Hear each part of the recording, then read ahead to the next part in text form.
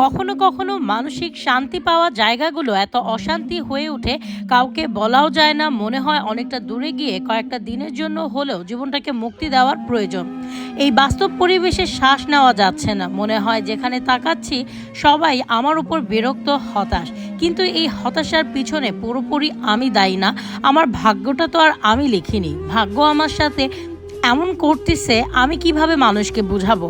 এই পৃথিবীতে এমন কোনো মানুষ নেই যে যাকে আমি বুঝাবো আমি সত্যিই ভালো নেই। প্রতিটা মানুষের জীবনে জুড়ে অজস্র গল্প থাকে। সেই গল্পের সামান্য কিছু কথা খুব সামান্যই জানে অন্য মানুষ। বাদবাকি গল্পগুলো নিত্যসঙ্গী হয়ে মিশে থাকে নিজের ভেতর।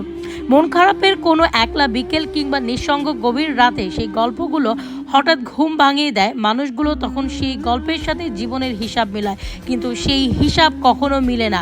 মানুষটা দুঃসময়গুলোয় কেন জানি উপভোগ করতে ভালোবাসে।